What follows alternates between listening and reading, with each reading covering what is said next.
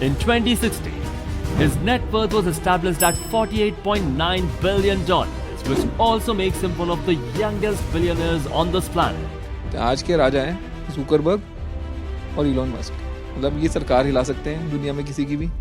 इनके पास पूरी टेक्नोलॉजी है और ये पूरा टाइम मजे लेते हैं। ऐसे जुकरबर्ग के घर के बाहर भी गया था मैं, इस बार यूएस में गया था, मैं चला गया ऐसे बाहर सड़क पे, भाई जुकरबर्ग के घर के बाहर स्टार्ट गाड़ी, मतलब कि तुम्हारा पीछा करेगी, ऐसी 3-4 गाड़ियाँ खड़ी हुई और फॉर्मर जो एजेंट होते हैं ना, ये एफबीआई एजेंट वगैरह जो रिटायर हो गए होते हैं, उसको उन्होंने बंदे रखे हुए गाड़ी में और वो तुमको देखे जा रहे हैं। Facebook was an example of a great idea at the right time with fantastic execution. They made many mistakes along the way, but it all paid off in the end. Guys, today we all know Facebook or Meta as one of the most powerful companies that exist on this planet Earth, and Mark Zuckerberg is already one of the most celebrated entrepreneurs across the globe. But this was not always the case. When Facebook was launched in 2004, it was not the first, neither the best social media product in the market. Even then, Facebook not just surpassed its competition, but ends up becoming what it is today. And the story of how this happened have some brilliant lessons for each of us. Let's find out. Guys, when Facebook was launched, there was already a social media site called MySpace becoming very popular on the internet. MySpace was founded in 2003, and exactly like Facebook on MySpace, users were able to make new connections and new friends. And by the time Facebook was launched in 2004, MySpace had already crossed user base of 1 million people. And in 2005, MySpace was acquired by a gigantic media company called News Corporation for $580 million. Now guys, can you imagine, on one side there is a small college student website called Facebook, and on the other side MySpace becomes so big that it was acquired for $580 million. And not only this, from 2005 to 2008, MySpace was most visited social media site on the internet. But somehow in the next 4 years, this small college student website called Facebook not just surpassed MySpace, but ends up becoming one of the most powerful companies in the entire world. In fact, in 2015, Facebook had close to 1 billion users, while MySpace had just few million users.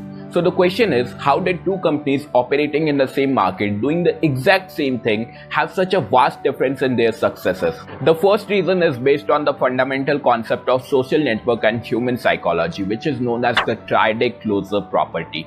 Let us understand this with an example. Suppose there are 3 people, Raju, Farhan and Rancho. Now if Raju knows Farhan and Farhan knows Rancho, then automatically Rancho will form a connection with Raju, and Raju will be more inclined to trust Rancho. And guys, I'm not telling some random story to you. This is something you must have observed while using Facebook or Instagram.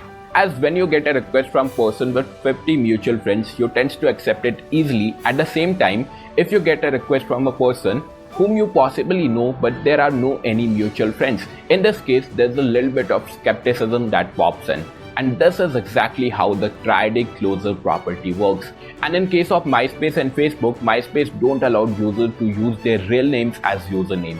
And because of this, even if you find new people on internet based on similar interests, you could not really tell whom exactly you are chatting with. While Facebook on the other side insisted people to use their real names as username. This is because Mark Zuckerberg believed in helping people build authentic and real connections on the internet. And this strategy of using real names as username was a game changer for Facebook, as people started expanding their network to form second and third connections, and this is where the mutual friend feature came in handy. Now guys, you tell me, if you have to search your friends on social media, what platform you would have used, Facebook or MySpace? Obviously Facebook, because you can search them by their names. But in case of MySpace, you don't really know what to search. And this was the reason why when Facebook was open for everyone in 2006, lots and lots of people started joining in, including people who were already on MySpace. And this was a big win for Facebook.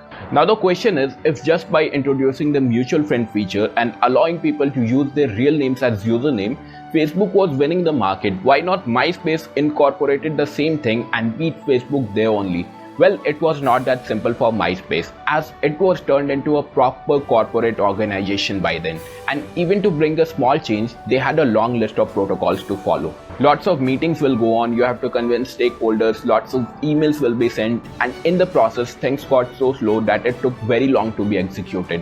While on the other side, Facebook was being run by a bunch of college students who were able to make even big changes overnight. And unfortunately, in 2008, when MySpace incorporated the idea of real usernames, Facebook had already come a long way.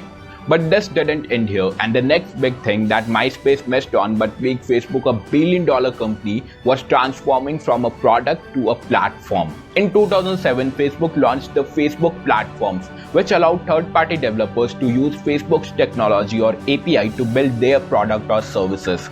And a perfect modern-day example of this is BGMI, where you can log into the game using your Facebook account. Also, you can invite your friends from Facebook to play the game with you. Same goes with Spotify and millions of other applications today. And this helped Facebook to grow their user base very quickly. And if you look at this chart closely guys, 2004 से 2006 तक कोई बहुत ज़्यादा growth नहीं हुई थी. But after the launch of Facebook platforms in 2007, you can clearly see how aggressive the growth was. And in 2020, Facebook had around 2.8 billion monthly active users, which is insane. This is how, by understanding core mindset of users, fast execution and transforming into a platform, Facebook turned into a multi-billion-dollar company. And guys, if you ask me for my learnings from the story, I'd say first mover advantage is okay, but even if you are not first in the market, still you can win the market with right approach, right understanding of your customer. And if you are building a business, how fast you can execute things can be your X factor over your competition. That's all for this video guys. If you find this valuable, make sure to hit the like button. Do subscribe the channel if you haven't already. Also guys, I'd love to read your thoughts in the comments below. Thanks for watching. Jai Hind.